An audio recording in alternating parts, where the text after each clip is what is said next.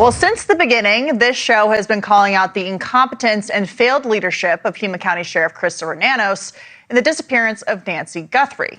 A disturbing story tonight as we learn a Pima County Sheriff's deputy is now behind bars. The charges against him include kidnapping and misconduct while on duty. News for Tucson's Alex Medina has more from the Pima County Sheriff's Department headquarters. That deputy who promised to serve and protect worked here only a week ago. Now he's found himself on the other side of the law. You don't end up arrested for kidnapping by mistake when you're wearing a badge. It's especially jarring since his department is the one leading the search for 84-year-old Nancy Guthrie. This happened during a federal investigation in a city that's been under the national spotlight since February 1st. On March 26, 2026, Tucson Police took 22-year-old Deputy Travis Reynolds into custody. Facing kidnapping charges, he went before a judge the next morning who set bond at $200,000. By the time he walked out of that hearing, the Puma County Sheriff's Department had already fired him. The very agency searching for Nancy Guthrie just had one of its own deputies locked up for kidnapping. Let that sink in for a second, because this arrest isn't just about one bad cop. It's a clear look at the internal rot within the agency the Guthrie family is trusting to find Nancy. When you factor in the failed leadership, the no-confidence votes, and the forensic lab blunders, the arrest of Travis Reynolds stops looking like a fluke and starts looking like a pattern. It's a major red flag. This video explores what that warning sign tells us and what it hides. In a case this high stakes, the tiny details make all the difference. Let's be precise about the facts here. Travis Reynolds was a sworn officer for the Puma County Sheriff's Department, the agency led by Sheriff Chris Nanos, and the group in charge of the Nancy Guthrie case from the moment she was reported missing. Notably, it wasn't his own department that caught him. It was the Tucson Police Department. An outside agency had to step in. That's a massive detail that shouldn't be overlooked. It proves their internal accountability is non-existent. Here is what the criminal complaint actually says. Reynolds was supposed to be transporting a female detainee to the county jail.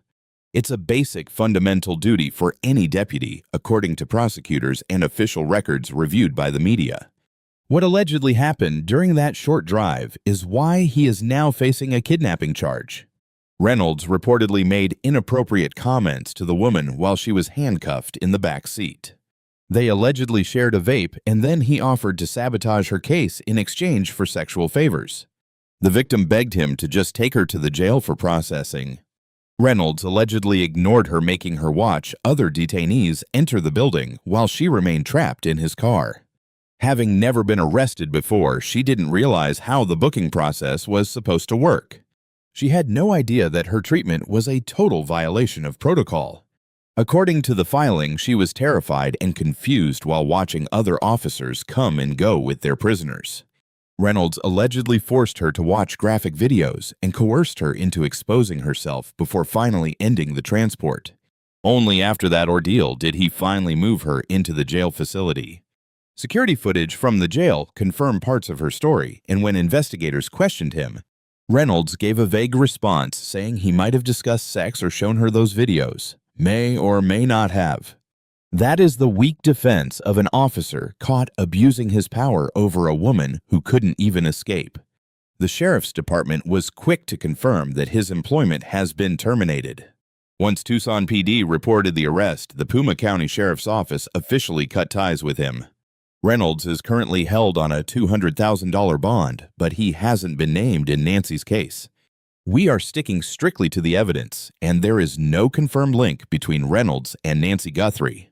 However, we must be honest about why this scandal damages the integrity of the entire investigation. Ignoring that link is a mistake because it truly matters, and the underlying reason is far more significant than most reports suggest. At this stage, we have to balance two separate concepts and avoid the urge to lump them into a single thought. Travis Reynolds hasn't been officially tied to the Nancy Guthrie disappearance. That is our factual starting point, and we won't stray from it. However, a clear line exists between Reynolds being the one who took her and his arrest simply being a major factor in the Guthrie probe. We are looking at two entirely distinct situations. The second point remains valid, even if the first never pans out. The Puma County Sheriff's Department isn't just some side character in this drama. They are the primary investigators. Sheriff Chris Nanos has acted as the official voice of this search since the very first day. His team has been the ones knocking on doors and syncing up with the FBI. They've handled the scene of the crime, the camera footage, the tip hotline, and the media updates. So when an officer from that very squad is busted for allegedly using his authority, his gear, and his physical dominance over a woman in custody to take advantage of her, that scandal doesn't just happen in a vacuum, it's tethered to every case that office handles. It's happening within the same walls an institution that was already falling apart long before Reynolds was ever processed. To see why the Reynolds arrest is such a bombshell, you have to look at the internal chaos at the Puma County Sheriff's Department before March 26th. This is an agency that's been struggling to keep its head above water. Locals and critics have been loud about the slow pace and the lack of clear answers from the department. People notice the glaring gaps between what Nanos claimed in front of the cameras and what was actually being discovered elsewhere. Online groups have even started pushing for a recall to kick Sheriff Nanos out of office. Trying to fire an elected sheriff during a massive federal case isn't just a minor gripe, it's a total breakdown of public confidence. Reporters also caught several instances where Nanos' narratives didn't match the evidence coming from other sources. In February, Nanos insisted that his team wasn't looking into any fresh names or suspects. Meanwhile, local shop owners were saying FBI agents had just been there showing them photos and lists of people. There's no way both of those stories can be right. Even Nanos' own staff held a unanimous vote of no confidence and publicly demanded he quit. Just think about that. Every single voting deputy in that office went on the record saying they no longer trusted the man leading the country's biggest missing person search. That was the messy reality at the Puma County Sheriff's Department before Travis Reynolds was ever handcuffed. Now toss the Reynolds arrest into that already volatile mix. An officer from that same squad allegedly used his power to trap and mistreat a woman, and he was caught by a different agency, not his own. There is one specific detail in the Reynolds case that requires your full focus, and it isn't the part that makes the headlines. It's the victim's explanation of why she didn't realize something was wrong sooner. She'd never been arrested and had no idea how the process was supposed to go. Seeing other officers moving people around while she sat waiting in the car, she just assumed she didn't understand the rules. She figured the long wait was normal. That confusion is exactly the vulnerability Reynolds is accused of exploiting. It wasn't just about physical force or the metal cuffs on her wrists. It was her lack of knowledge about her own rights. She couldn't tell things were going south because she didn't know what a proper arrest looked like. In court, prosecutors used a very specific term for this, a power dynamic. That term is crucial here because Nancy Guthrie was also forced into a state of total helplessness by whoever took her. She was 84 years old, had trouble moving, needed her daily pills, and had a pacemaker. That heart monitor disconnected from her phone at 2:28 a.m. on February 1st, almost certainly the moment she was grabbed. She was snatched in her pajamas, barefoot, and without her medication, by someone who had clearly studied her every weakness. They planned it out, showing up at her door, fully ready, masked, gloved, and prepared for anything. They were armed, had a 25-liter bag, and knew exactly how to try and dodge the doorbell camera. Reynolds is charged with preying on a woman in a patrol car, while Guthrie's abductor targeted an 84-year-old in her own home. The crimes are different, and the scale is miles apart, but the core strategy is identical. Finding a weakness and striking where someone can't defend themselves. When Reynolds' arrest went public, the internet lit up instantly. Users across every platform linked the officer's arrest to the Nancy Guthrie case within minutes, despite the lack of any physical proof. One person online pointed out that this could completely derail the search for Nancy Guthrie. There are claims that the Pima County authorities have been totally compromised from within. It is high time for the feds to step in and take charge. People are asking if a deputy is facing snatching charges, how can we trust them with Nancy's life? Look, internet comments aren't hard evidence. We don't view them as proof, but they act as a clear barometer of how little faith the public has in this agency. The verdict is clear: confidence is dead, and that trust didn't die with Reynolds' arrest. It was already buried. It was chipped away by weeks of lies, internal turmoil, and a complete lack of progress. Between recall efforts and 60 days without a suspect, the deputy's arrest just confirmed everyone's worst fears. On March 21st, the Guthrie family went public with a heartfelt plea. 5 days before the deputy went down, they begged for any lead, insisting no detail was too minor. They urged everyone to rack their brains for anything unusual around those specific dates. This is a family that refuses to break, holding on to hope that one small clue will solve everything, period. In true crime, it is easy to let the bureaucracy overshadow the actual human tragedy. And we are going to make sure that doesn't happen here. Beyond the corrupt department and the failed DNA tests, there is a real person at the heart of this. An 84-year-old woman was snatched in her nightclothes barefoot and without her vital heart medicine. Traces of her were found on the porch of her lifelong home where the back door stood wide open. Her heart monitor flatlined at 2:28 a.m. Savannah Guthrie left the 2026 Winter Olympics to find her mother. She sat down with Hoda Kotb on air discussing how she is clinging to faith amidst the nightmare. She's haunted by the idea her fame made her mother a target and believes the ransom demands are genuine. Savannah is set to return to her desk at the Today Show on April 6th. She is going back to work without any answers and with her mother still missing. With no one in cuffs and no closure, she's returning simply because life demands it. But she is stepping back into a messy, active hunt that has gone 2 months without a single named suspect. Here are the cold, hard facts of where the investigation stands right now. Nancy vanished February 1st, 2026. Her son-in-law dropped her off around 9:45 the night before and is fully cleared. Every single member of the Guthrie family has been officially ruled out as a suspect. The sheriff confirmed they have been incredibly helpful and are nothing but victims in this tragedy. Forensics confirmed that the biological evidence found at her front door belonged to Nancy.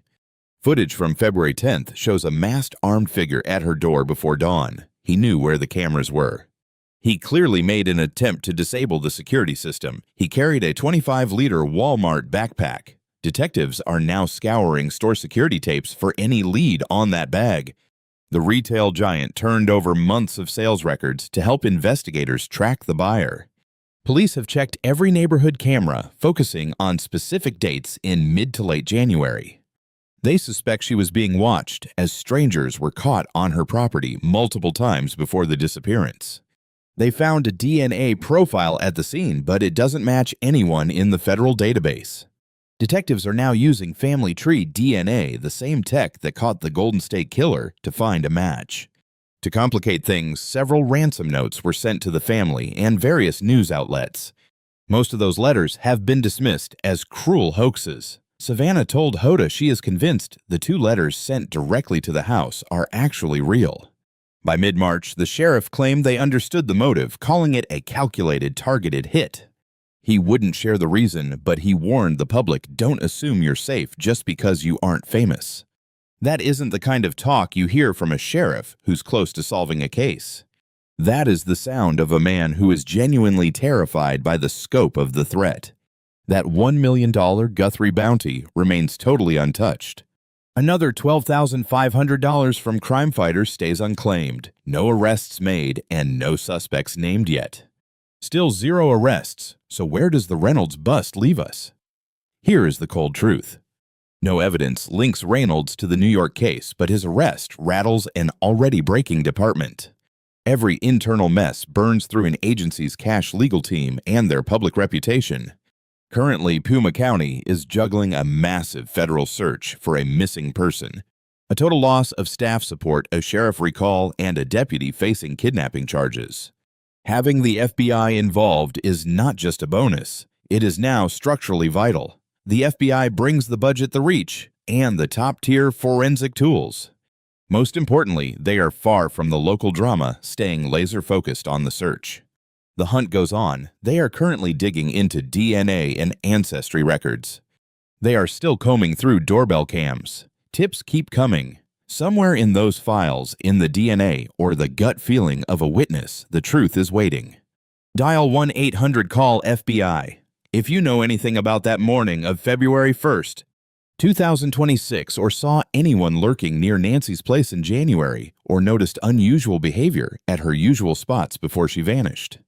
Pick up the phone. Not tomorrow. Right now. Travis Reynolds appeared in court on March 27th for alleged patrol car crimes. He will face the music. But the mystery actually haunting Tucson right now, the case gripping the country for 2 months, has no courtroom date. Nancy Guthrie is still missing. The walls are closing in. New details completely flip the script on everything. Stay tuned. I am Amy Reynolds. All right, Mr. Reynolds, we are starting your initial court appearance. You face felony kidnapping charges today. You have the right to keep quiet. Anything said will be used against you. I am appointing you a lawyer. Let us see. Is it the public defender or okay? We have not received the paperwork from the court-appointed counsel's office yet. I will assign a public defender for today. You have counsel sitting with you now. We are going to set your bail conditions this morning. I have reviewed the complaint and the pretrial report, which shows if you have any serious criminal history. I hear noise. Is that the jail, or did someone forget to mute? Right. It also covers your local Roots job status and their release suggestions. Finally, I have checked the prosecution's specific requests. They want $50,000. Does the state have more to add? Yes, Judge. We want $50,000 plus monitoring if he is released. This alleged crime is very disturbing given the defendant's job and his power over the victim. There are signs this has happened before. The victim wants him banned from the jail and the scene. No weapons or contact. To be honest, she is absolutely terrified of this defendant. She fears retaliation because of his former authority. That is why we want the high bond. It is on the form, but we are officially requesting no contact. Thank you. Defense thanks Judge. We request supervised release without a cash bond. He is a lifelong local with a home and a full-time job. The reporting party confirmed the details and is willing to take responsibility for him. I'm assuming that means she doesn't mind him being released. Hold on, I think there's a mistake. She isn't actually the victim. My bad, I got things mixed up. Anyway, let me address other matters, Your Honor. He has no prior record, not even a single misdemeanor. He's never missed court. His risk assessment scores are at the lowest level. Given that we're asking for his release today under court supervision, thank you. Mr. Reynolds' bail is $200,000 cash or bond. If you're out, you'll be under supervision for any required monitoring or treatment. You must stay sober. No alcohol, substances, or weapons are permitted. Surrender any guns to the police. Stay away from the victim and the scene.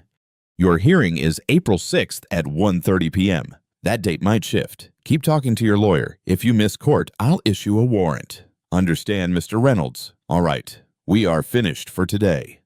When the very institutions sworn to protect us become a source of fear, the foundation of our safety crumbles. The tragic disappearance of 84-year-old Nancy Guthrie and the chilling abuse of power by a sworn deputy remind us that vulnerability is universal. Whether it's an elderly mother snatched from the sanctuary of her own home or a young woman exploited in the back of a patrol car, predators relentlessly seek the defenseless. This nightmare is a stark wake-up call for every community. We must arm ourselves and our loved ones with knowledge. Understanding your fundamental legal rights isn't just courtroom trivia. It is a vital life-saving shield against manipulation and abuse. We cannot blindly place our faith in a badge without demanding unwavering accountability. True justice requires complete transparency, and we must stand behind those brave enough to expose corruption from the inside out. Above all, we must never let bureaucracy overshadow the human heartbeat behind the headlines. Behind every broken system and political scandal is a shattered family pleading for a miracle. Let us honor the victims by remaining fiercely vigilant, questioning authority, and fighting for a world where the innocent are truly protected.